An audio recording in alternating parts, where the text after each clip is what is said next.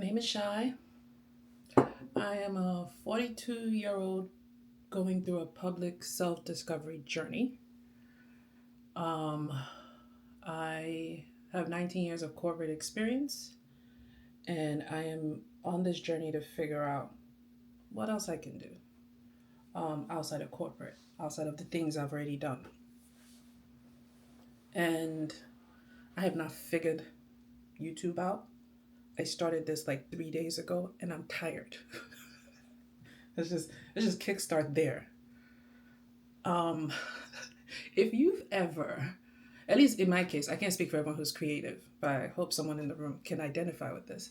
If you've ever tapped into your creative self and it's anything as chaotic as mine, it is like being possessed by a whirlwind and it just kind of takes over and it has to run its course and it will fatigue the shit out of you when it's done. But that's just the vibe. That's just how this process. I haven't figured out how to regulate it, pace it. Like I'm. This is early stage. I interacted with my sister, and she did suggest. She was like, you don't have to do it every day. I was like, you're absolutely right.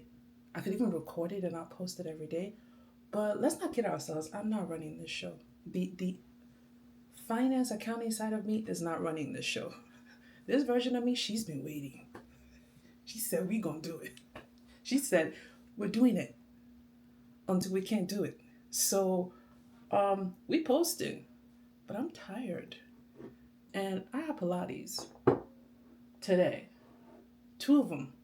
Don't ask me why. It's a personality trait. I done told y'all I'm chaotic. It's just, this is the vibe. We gonna figure it out. But sometimes you gotta shock your own system to get things done. So that's how I work. Some say it's problematic. I've had more therapists than boyfriends. And that ain't a conversation for today. We may never even have that conversation. But I say that to say before you tell me I should go see, I could probably therapize you. Fuck around with me. I have been in therapy. So leave that alone. My point is, this is my process. And we're just writing it out. So hi. Um, Gosh, before we get into it, I have to make a comment about my sister. So I have one sister. She's my big sister. And ever since I've been little, I have admired my sister. I have, the people who live in the shadows of a sibling. I was that girl. It's like, I often tell people, like, I identify with Solange Knowles so much, you don't even understand. Like, I know Solange Knowles is popping out. Like, she found her lane. It's smooth. It's doing the thing for her. It's that artistic space that, sometimes you get it, sometimes you don't. But she's getting the bag, so mind your business. Like that. That's my kind of like I respect the girl, but if we know her journey from the start, those of us that have known the Beyonce and Solange story, it wasn't always like that. Solange went through it, you know. She background danced at some point, I believe, for Beyonce, and then she tried to break out, and she was breaking out in a way that kind of mirrored the sisters genre, and it wasn't clicking because that's not her vibe. But it took her a while. I identify with Solange because when we were growing up, my sister, one thing I admire about her, she's always known herself. She's always had a strong sense of self, even though it hasn't always been difficult to navigate it and express it. And a big part of it has been, very creative. She just, to give you examples, we grew up back home and we were in boarding school. And I remember when my mom, in boarding school back home, you have to make uniforms out of these not so great fabric. It's like checkered. In my school, it was like this checkered fabric we had to use. And I was like, I think I was red and she was purple. And she likes purple, which, by the way, dude, I bought you this mug from Portugal, but like, because of all this stuff going on, I haven't been able to do the dishes. So I ran out of mugs. So I'm just borrowing it. When you come, it's all yours. But right now, I just gotta use it. But see, I listened to your text. I bought it for you. Um, Back to the story. So when we were in boarding school, my mom, I remember when we were starting about school, she's like, okay, well, they give you the fabric and then they let you kind of cut it to what you want it to be. And because to know my journeys, to know, it took a while.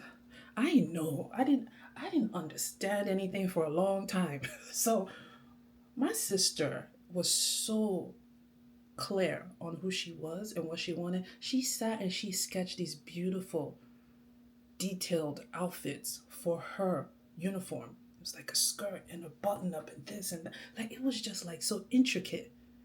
And I told my mom, just give me a gown. Just get me a long gown and put my whole name around the bottom. Which low key, I think there's a designer who does that now with like skirts and stuff. Was like, is it Dior or Prada? Like they print the name in bold letters.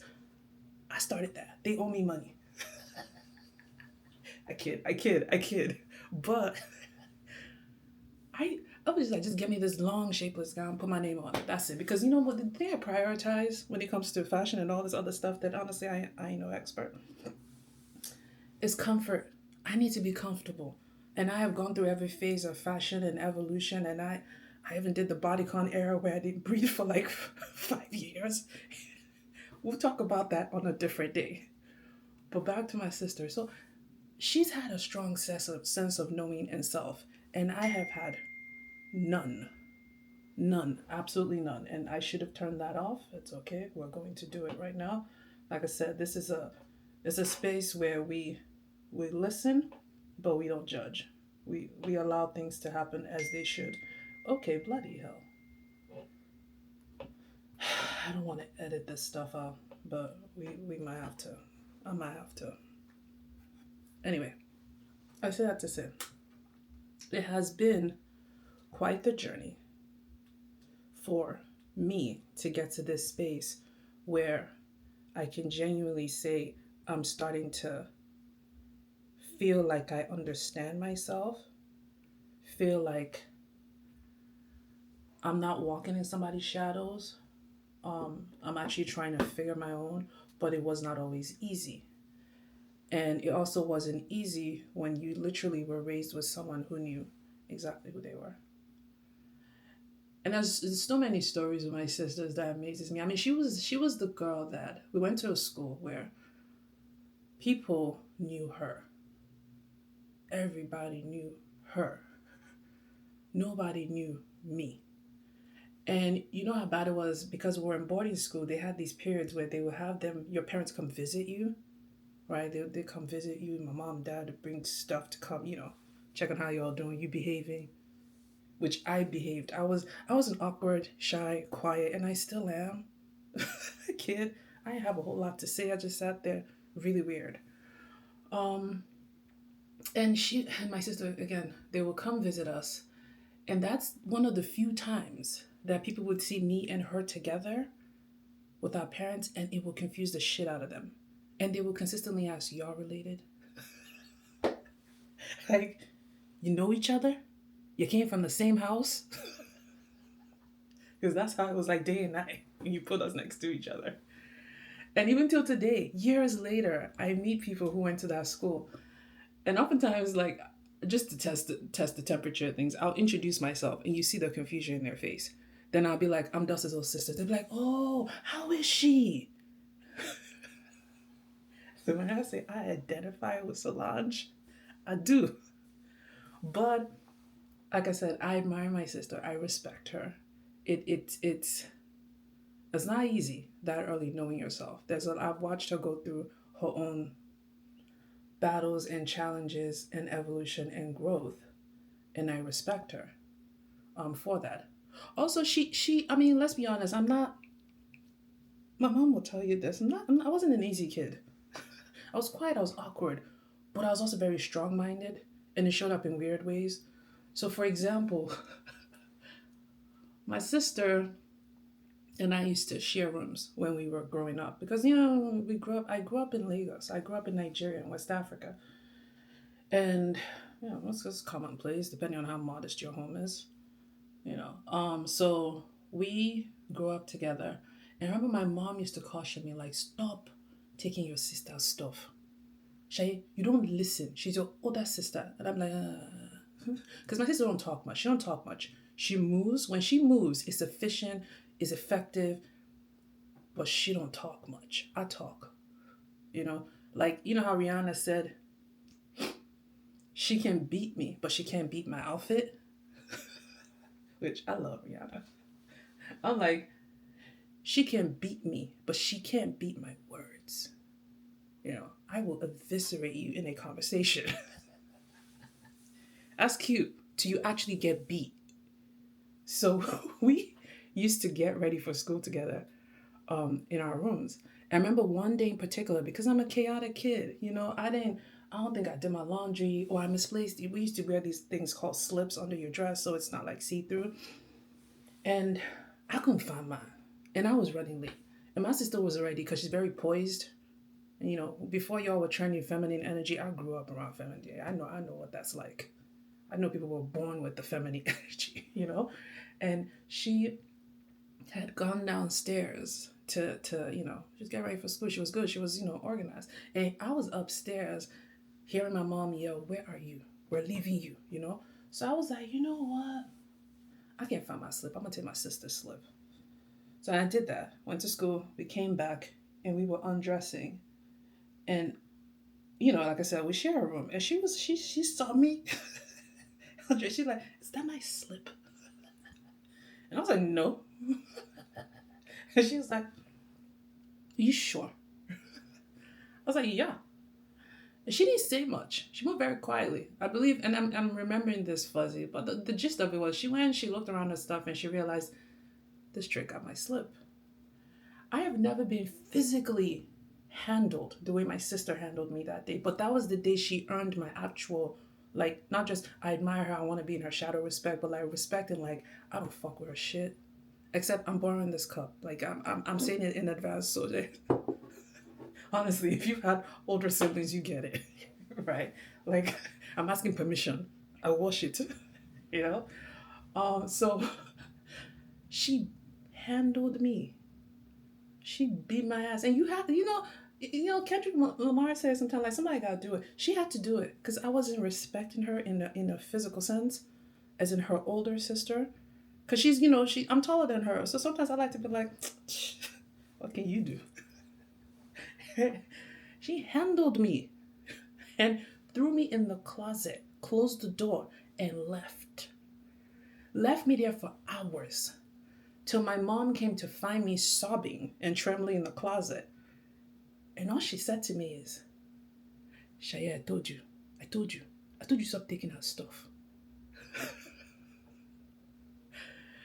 So I'm not saying Beyonce beat Solange. That ain't what I'm trying to say. I'm saying I relate to growing in the shadows of people who they were just born with it. And so it might make it hard for you to not want to mimic that and figure out your own way because it's just easy to copy and paste. but that don't work. It don't get you very far, honestly. And I tried that for a while. It didn't work. Hell, I even remembered another story when I got to the stage of, oh, okay, we're getting up in that age where like boys are looking, and boys were not looking at me. All the boys were looking at her. But I got vibes. I'm a determined girl. I'll figure it out. So I was like, I'm gonna get in there somehow. So I remember, I think she got her first invite for a party. No, I was inviting me to a party. Girl, they barely knew who I was, even though my name was printed on the dress. They're like, she don't look okay. Put her in the corner. you know?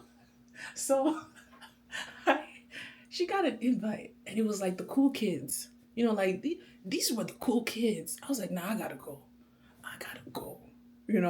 And I knew we weren't supposed to be a party with boys. So I was like, if you don't tell me, if you don't let me go with you, I'm gonna be the op. I am telling mommy. So she, so she was like, all right, cool, you can come, but you got play it cool. Do not embarrass me. I was like, yeah, I got this. So we told our mom it was like her friend, a girl who was throwing a party. So my mom went all out because my mom, we got a sense of fashion and dress from our parents. My parents are stylish. We'll touch on that another day. They're very. I knew Boss before Hugo Boss was a thing. That's my parents. But we'll be back. So she got us dressed. She got us looking right because she thought we were with girls, you know? Got me a nice little dress. Got my sister a dress. We look like, you know, you got your bun up, you're greased up, got the gloss, got your little mini heels, which I could barely walk in. But I was determined. They gonna look at me today, you know? We got to the party. My mom dropped us off. You know, she pulled up with the driver. She dropped us off. She talked to the guard because back home in Lagos you get gates and guards and stuff. So she talked to the guard, talked to the mother of the person hosting the party, which was a girl. She ain't no Loki. Next door was the dude who was like hollering at my sister. But that's not. I'm not here to my sister's business. Y'all just focus on me. so, so she dropped us off, rolled out, and I was like, oh, it's going down. I'm with the cool kids. Me. And I remember when the party picked up and all the kids showed up and everything, you know, I'm there like trying to play it cool, like, you know, I said, we gonna catch one today. Me. And it was a humbling moment when I realized nobody was talking to me. Nobody was talking to me. It was so bad. The mother of the host asked me to come to the kitchen and help her. She said, she looked at me, and I love Nigerian aunties and women. They will just, man, they'll humble you, but you'll be very serious. She just said, my dear, come to the kitchen with me.